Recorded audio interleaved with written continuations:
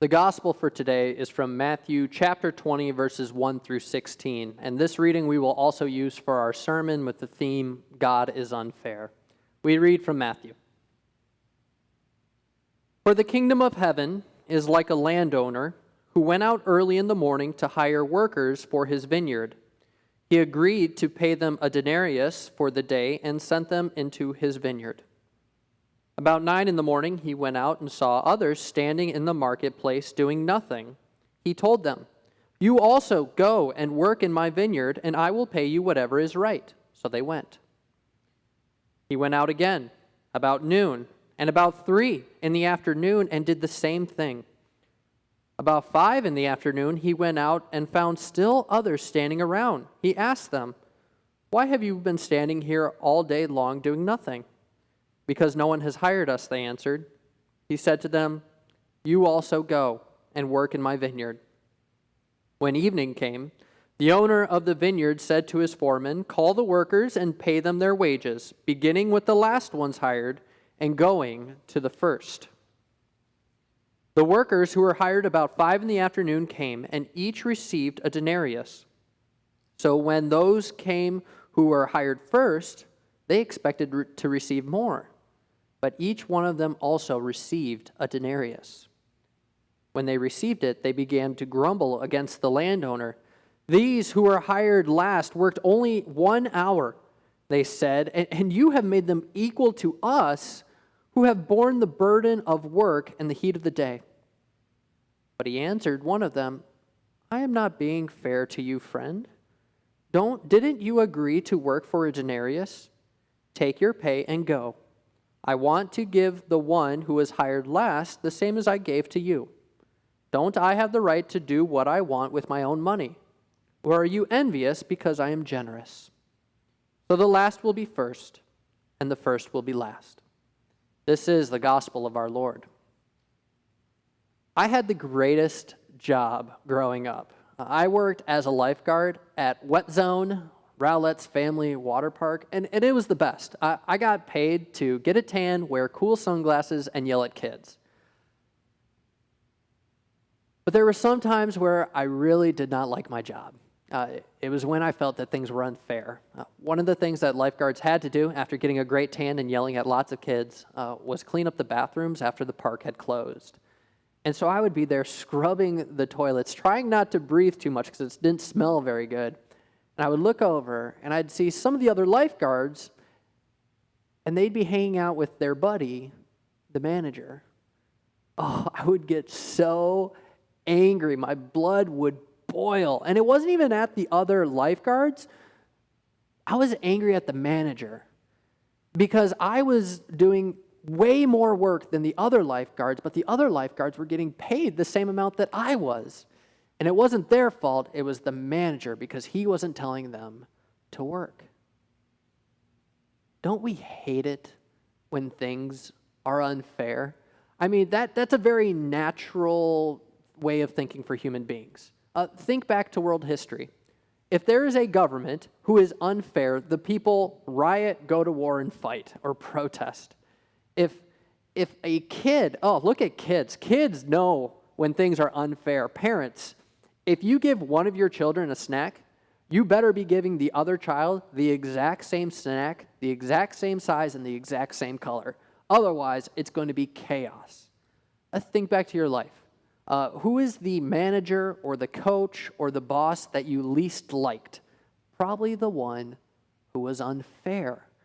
It's so natural for us to just hate it when things are unfair, which is what makes Jesus' lesson from Matthew chapter 20 today so interesting, because he tells us God is unfair.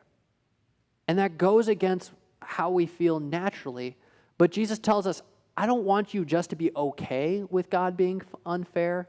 I want you to rejoice in the fact that God is unfair. And so we learn that lesson looking at the parable that Jesus tells us.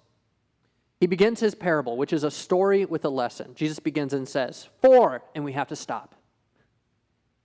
When Jesus says "for," what he's doing is it means he's in the middle of his lesson. And he's about to tell this story in the middle of the lesson. which means we have to go back in order for us to really understand what Jesus is saying. I wouldn't begin Frozen 2 in the middle of the movie and expect you to go know what's going on. You'd probably be thinking, why is she riding a horse made out of water? So we're going to go back. We have to go back just a little bit so we can understand what Jesus is saying. And so we're going to go back to Matthew chapter 19. And there in chapter 19, there's a rich young man who comes up to Jesus and he says, Lord, what do I have to do to get into heaven? And Jesus says, get rid of all of your possessions and come follow me. And the rich young man goes away sad because he can't do that. But then Peter, he's that disciple who's always quick to speak but slow to think. He says, Jesus, we've given up everything for you. Peter was a fisherman, and he left his boats and his company to follow Jesus. Jesus, we've given up everything for you. What are we going to get?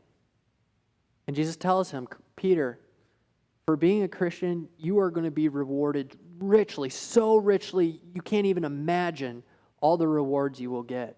And you can almost see Peter going, yeah, nice, that works. But then Jesus says to Peter, but the many who are first will be last, and the many who are last will be first. See, Jesus could see what was in Peter's heart. Peter was comparing himself to the rich young man, and Jesus told him to give up everything, and he couldn't. But Peter, he said, I gave up everything, so I should probably be rewarded for that. And that's a dangerous place for Christians to be. When your relationship with God is determined by comparing it to God's relationship with other people. And Jesus saw that, and he saw that Peter was in a dangerous place, and so he taught him a lesson with a story or a parable, and it's the same parable we have today. So after Jesus says this to Peter, he then says, for the kingdom of heaven is like, and we have to stop again. When Jesus says the kingdom of heaven is like, what he's doing is he's giving us a behind-the-scenes view of how things work in God's kingdom. When God is ruling, when God is in control, he's showing us how things are supposed to go. And so Jesus is saying to Peter, Peter, I'm going to tell you a story that gives you a window, gives you a glimpse behind the scenes on the way God works. And Jesus says to Peter, the kingdom of heaven is like a guy who owns a vineyard. And the guy who owns the vineyard, the owner, he goes out at 6 in the morning and he finds some people to go and work in his vineyard. And they agree. They will go work for a day's wage. Let's just call it $100. Then at 9 o'clock, the owner goes out again, hires some more workers for $100. At noon, he goes out. At 3, he goes out hiring more and more people to work in his vineyard. And then he goes out at 5 o'clock in the afternoon, hires more people to work in his vineyard. Then at 6 o'clock, it's closing time for everyone to get paid. And he starts with the people who are hired at 5 p.m. They only worked an hour, and he gives them $100. And then he goes to the 3 p.m. people who started working, gives them $100. People who started at noon, $100. People who started at 9, $100. And then you get to the people who were hired first. They were hired at 6 a.m. Let's just call them the 6 a.m.ers. They had a long, tough day working through a really hot day, and they're tired, but they saw how everyone else was getting paid, and they got excited because they thought, we've worked all day, more than anyone else has. And then the owner gives them their payment, $100. And they were mad. They were frustrated because they looked at what everyone else was getting and they thought that they deserved more. They weren't angry at the other workers. Good for them. They didn't do a lot of work and they still got a full day's wage. But we've worked more than anyone else. We should get paid more. They weren't mad at the workers. They were mad at the owner. And as Christians, it puts us in an interesting position. Because as we hear this parable, and especially if you've heard this parable before, you're not supposed to side with the 6 a.m. workers who are frustrated at the owner because we know the owner's God. And yet, you feel a little bit of sympathy for them because they did work all day and still got paid the same amount as everyone else. But the reason why we feel that sympathy is because sometimes there are times in our lives where we look at how God is blessing people around us and we think it's unfair. For example, God, wow, look at the gifts that you have given to her. She's so outgoing. She's so musical. And what gifts have you given me? Just doesn't seem fair. God, look at him. He's got an easy life, laid back. It seems like he has no problems going on in his life. He's wealthy and comfortable. Meanwhile, I'm struggling with my job. The bills are piling up. And then you put me in the hospital. It just doesn't seem fair. God, we look out there and we see those churches and how they are just exploding with their numbers and they're growing. Meanwhile, here at our Wells Evangelical Lutheran Confessional Church, we're struggling to get just a few new members. God, it just doesn't seem fair. Really, God? You want that person to come into your church? Look at all the baggage that they're bringing with them, and now we're going to have to deal with it. It just doesn't seem fair. There are times when we look at the way that God is distributing his gifts and his grace, and it just doesn't seem right to us. It just doesn't seem fair. Which really, it's a dangerous place for Christians to be at because we get frustrated at God. And as Christians, we know we should not be getting frustrated at God, and yet it happens all the time. Why is that? Well, imagine if you were a kid over at Hannah's World, and the toys are everywhere from a long day of play, and the teacher says, all right, kids, pick up all your toys, and I will give you an ice cream cone. And you're fired up because it's like you love ice cream. And so you're running around the classroom and you're putting away the puzzles and you put the cars back into the bin, and then you look over at the Tommy who's picking his nose and you're like, Tommy, pick up the teddy bears that are around you, while you're running over and putting away the rest of the toys, and you're done. And then the teacher gives you just the most beautiful, perfect scoop of vanilla ice cream on a waffle cone, and you couldn't be happier. You're in heaven. You're content. You're satisfied. Until you look over at nose-picking Tommy, and the teacher gave him a triple scoop of mint chocolate chip ice cream. You were perfectly satisfied until you compared yourself with someone else, and now you're mad at the teacher. Because Tommy did hardly anything. You did all the work. You should get at least a triple scoop of mint chocolate chip ice cream or more. And we get frustrated. We get frustrated with God when our relationship with him is determined based on his relationship with other people. And that is a dangerous place to be for Christians. Just like Peter, who was determining his grace from God based on comparison with the rich young man. And that's why Jesus tells us this parable. And it's from this parable that we learn a very valuable lesson, that it is a very dangerous place to be, and Jesus pulls us back from comparing our relationship with God with other people. The owner, when he addresses the 6 a.m.ers who are complaining about the reward that they got for their work, he says, friends.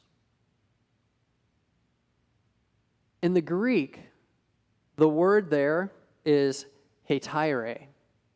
And it's actually not the word that's normally used when describing friends. The normal word in the Greek is philos, like Philadelphia, brotherly love, friendship. That's the word that's commonly used, and it means a dearly loved true friend. But the word hetaire, it's a friend who only acts like a friend, but really only has his own self-interest in mind. We would call someone like that fake, right? Someone who's a fake friend. They look like a friend, they talk like a friend, but really they're only concerned about themselves.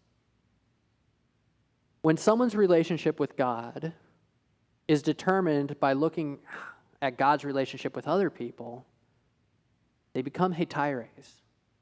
They become fake. On the surface, they look like a Christian, they talk like a Christian, they act like a Christian, but in their heart, they're only concerned with personal gain. They're unsatisfied with God's blessings because they feel like they're missing out. And Jesus calls people like that hetaires. And there's only one person in Jesus' ministry who Jesus ever called personally a hetaire. That was Judas, right before Jesus betrayed Jesus. It's a very dangerous place to be frustrated at God because it seems to you that he's giving more blessings to someone else. It's a dangerous place to be to think that God is being unfair to you. But that's why we don't want to think that way. And don't worry, it doesn't take much to avoid that dangerous place as a Christian and rather rejoice and be thankful for God being unfair the way that he is. All we have to do is remember three things.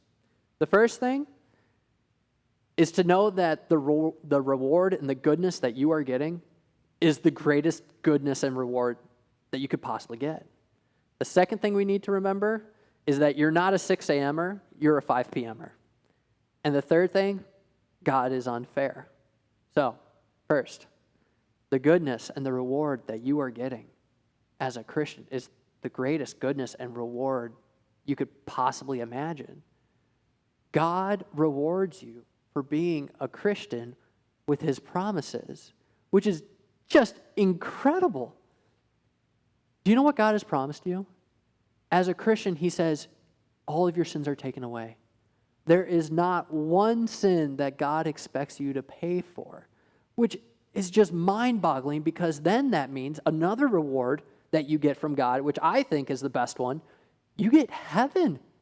As a Christian, you are rewarded with heaven, which is paradise forever. And there is nothing better than that.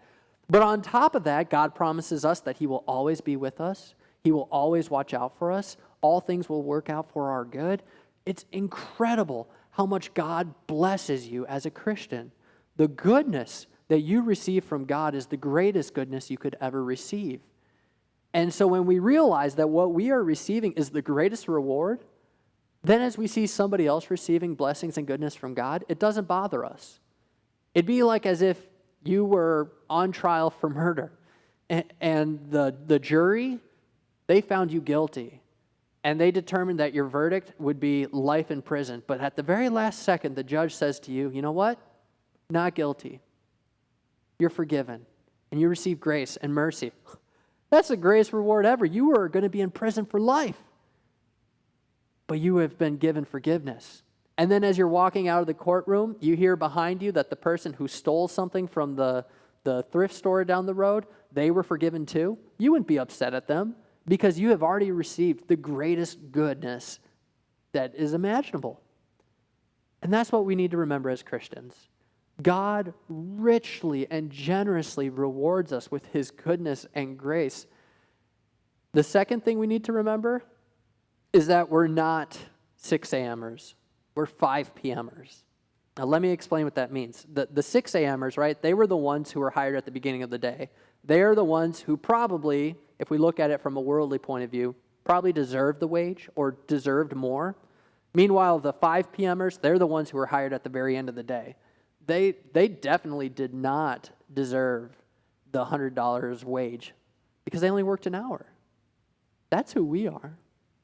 Don't think of yourself as someone who deserves God's grace. Rather, be in awe that God showed you such unfair grace. You are a sinner, and God is holy and perfect, and yet he makes you a dearly loved child. You had nothing to offer to God, and yet he gives you everything, which is just incredible. So know who you are, not someone who deserves God's grace and goodness, but rather someone who did not deserve it. And this is the last thing, and I think this is the most important thing to remember. God is unfair. God is God. And God can do what he wants to do with his grace and distribute it how he wants. After all, God is the one who created the universe. From the largest galaxies down to the smallest element, God has created everything. And He's created you. And also, He is all-knowing and He is all-powerful. He's God. And so He can do what He wants to do with His grace, but what God decided that He wanted to do was be unfair to you. He has given you the greatest goodness, even though you didn't deserve it. But I haven't told you yet how He did that. See, God was unfair. It was God who decided that He wanted to send His Son to come into this world and to live a perfect life for you. It was God who wanted His Son to die on the cross and take on the punishment that you deserved. It was God who decided that He wanted to take this life and perfection and goodness and give it all to you. Not because of anything you have done, simply because He loves you.